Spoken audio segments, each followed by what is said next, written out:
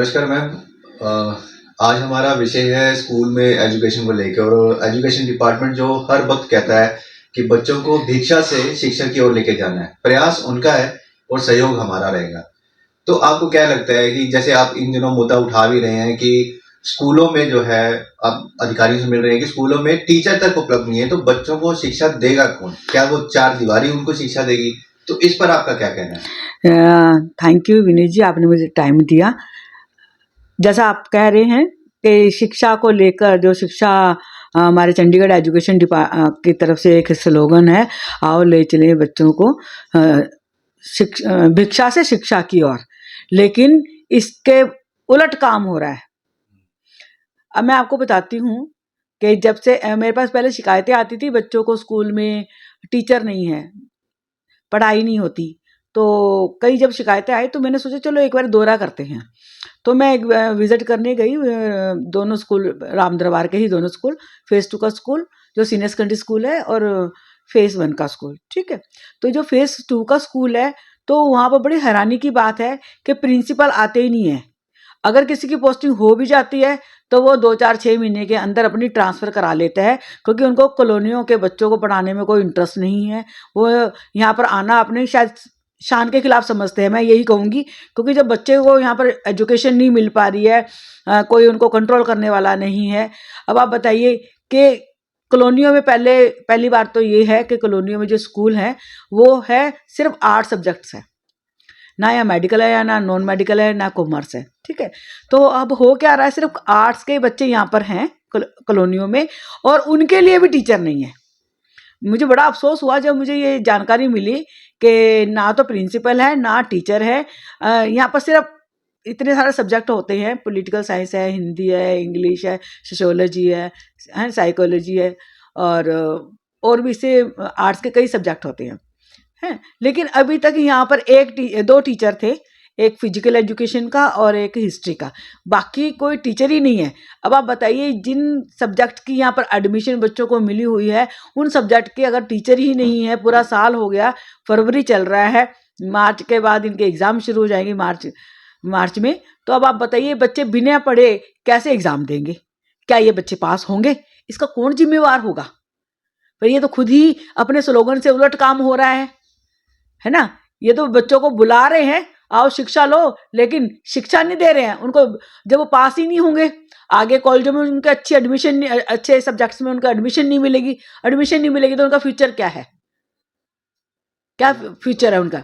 तो इससे लेकर आपने जो एजुकेशन सेक्रेटरी हैं हमारी, उनसे आपने मुलाकात की होगी, उनसे कोई बातचीत की होगी, तो उन्होंने कोई कुछ बात? मैं एजुकेशन सेक्रेटरी से पहले उनको भी मिली हूँ, अपने जो चीफ सेक्रेटरी साहब हैं उनको हम 2-3 बार मिल चुके हैं। स्कूलों की सारी डिटेल उनके नोटिस में मैंने डाली है कि ऐसे ऐसे टीचर नहीं उपलब्ध कराए जा रहे हैं, और प्रेरणापुरी जी को भी मैं 2-3 बार मिल चुकी हूँ इसी इशू को लेकर, बच्चों के स्कूल में टीचर्स नहीं, इसको लेकर। और ये प्रॉब्लम सिर्फ राम दरबार कॉलोनी की नहीं है, ये चंडीगढ़ के बहुत सारे स्कूल ऐसे हैं जहाँ प्रिंसिपल ही नहीं है।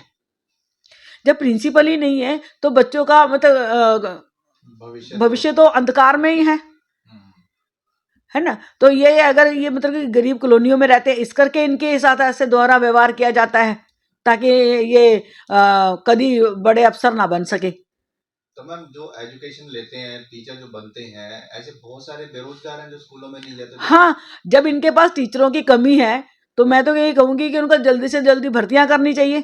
पक्की भर्तियां नहीं तो कम से कम कॉन्ट्रैक्ट पे रखो, टीचर रखो। इतने पढ़े लिखे बच्चे हमारे शहर के अंदर हैं जिनको रोजगार नहीं मिल रहा, उनको रोजगार मिलेगा। क्यों उनको बेचारे पढ़ पढ़ के अभी बिना किसी काम के घूम रहे हैं? तो चंडीगढ़ प्रशासन को चाहिए कि उनको रोजगार दें, और इन बच्चों को टीचर मिल जाएंगे तो ये अच्छे नंबर से पास होंगे। लेकिन ये साल तो इनका खराब हुआ ही है, क्योंकि अगर इनके पास अब तक नहीं है, तो फरवरी आ गया, इसमें अब तक इनके पास टीचर नहीं आया, तो आने वाले एग्ज़ाम जो है वो बिना पढ़े वो क्या ही पास होंगे। और अगर ये बच्चे फेल होते हैं, मेरे ये भी है कि अगर ये बच्चे फेल होते हैं तो इसका पूरा जिम्मेदारी जो ठीकरा है वो प्रशासन के ऊपर है। और मैं ये भी कहती हूँ कि इस हफ्ते 10 दिनों के बीच बीच में अगर यहाँ पर प्रिंसिपल और टीचर नहीं आते तो फिर हम धरना प्रदर्शन करेंगे प्रशासन के खिलाफ।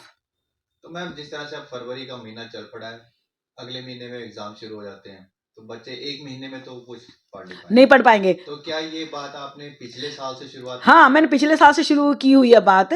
पिछले साल से शुरू किया है कि आप इनके टीचर दो, प्रिंसिपल दो, क्योंकि बच्चे भी अगर जाके अपनी बात प्रिंसिपल को ही बोलेंगे, प्रिंसिपल भी नहीं है तो किसको जाके बोलेंगे। घर वाले तो बेचारे ये सोच रहे होंगे कि भी हमारे बच्चे जा रहे हैं स्कूल में पढ़ने, और वहां पर क्या पढ़ रहे हैं जब टीचर ही नहीं है, तो बच्चे क्या करेंगे। अब कल जब बच्चे फेल हो जाएंगे तो घर वाले कहेंगे तुम पढ़ते नहीं थे, तुम घूमते होंगे इसलिए तुम फेल हो गए। पर उनकी प्रॉब्लम क्या है कि उनके पास टीचर नहीं है।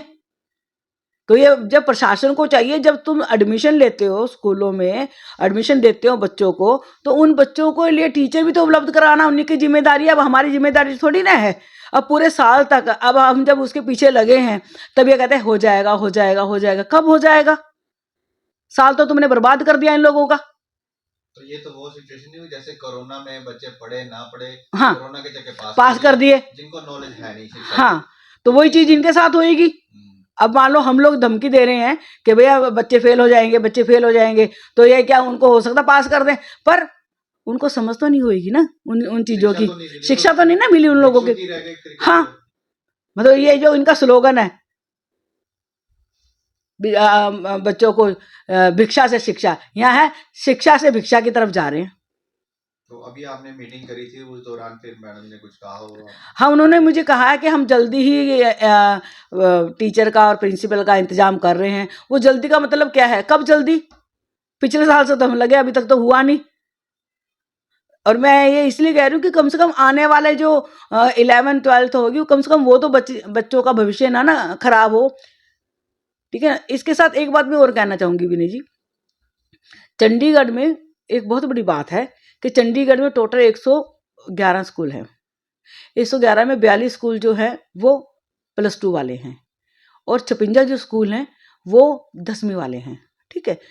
अब मुझे ये बताइए कि जो 42 स्कूल हैं, मान लो हायर परसेंटेज वाले सब जगह से लेंगे, उन 42 स्कूल में एडमिशन लेंगे ना। मान लो 19 स्कूलों के बच्चे उन्हीं में चले गए। फॉर एग्जाम्पल, जो 56 स्कूल से पढ़ के आए हैं बच्चे, 56 स्कूलों से पढ़ के आए हैं बच्चे, जो 10वीं पास करके आए हैं, उनको एडमिशन कहाँ मिलेगी? तो आपको लगता है कि स्कूल ही नहीं है। स्कूल ही नहीं है तो हर साल, आप मानेंगे नहीं विनय जी, सरकारी स्कूलों का आंकड़ा बताती हूँ, लगभग 10,000 बच्चा हर साल ये जिनको एडमिशन ही नहीं मिलती। तो मैम इस तरह से तो जो प्राइवेट स्कूल हैं उनको ज्यादा मुनाफा रहता है इस चीज से। तो वो तो एडमिशन लेते हैं, वहाँ तो पढ़ाई हो रही है। तो ये प्राइवेट को प्रमोट करने में लगे हुए हैं, लेकिन फिर भी कम है, फिर भी कम है। उनको प्रमोट कर रहे हैं, वे उनको तरफ जाए। अब बताइए, जो गरीब कॉलोनियों में लोग रहते हैं, या गरीब है, चाहे शहर में भी होंगे गरीब बच्चे, तो उनके जो आर्थिक हालात इतने अच्छे ही नहीं होंगे, तभी तो वो सरकारी स्कूलों में पढ़ रहे हैं। तो ये सरकारी स्कूल में जो बच्चे पढ़ रहे हैं, आर्थिक हालत अच्छे नहीं है, वो एडमिशन कैसे ले सकते प्राइवेट कॉलेजेस में? तो मैम आप एक सीधा सीधा प्रशासन को चेतावनी दे रही है इस चीज को लेकर? मैं बिल्कुल दे रही हूँ कि एक तो स्कूल, ये जो टीचर सब स्कूलों में होने चाहिए, और दूसरा, चंडीगढ़ में कोई बच्चा बिना एजुकेशन के नहीं रहना चाहिए। ये प्रशासन को क्लियर करना पड़ेगा कि आने वाले टाइम में कोई बच्चा बिना शिक्षा के ना रहे। हम हर साल 10,000 बच्चा जो है सरकारी स्कूलों का, जो 10,000 बच्चा है, हम उनको बिना शिक्षा से रहने दे रहे हैं। इसमें कमी किसकी है? इंफ्रास्ट्रक्चर नहीं है तो भैया डबल लगा दीजिए क्लासे, या 10वीं जिस स्कूल में पढ़ के आए वही उन्हीं को शिफ्टिंग में +2 तक किया जाए, ताकि कोई बच्चा बिना शिक्षा के नहीं रहना चाहिए। और अगर ऐसा नहीं हुआ तो भैया हम लोग शुरू से ही इस पे आंदोलन पे तैयार हैं, क्योंकि ये जो शिक्षा लेना हमारा अधिकार है, और ये प्रशासन को देना इनकी जिम्मेदारी है, जो अपनी जिम्मेदारी से पूरी नहीं कर रहे हैं।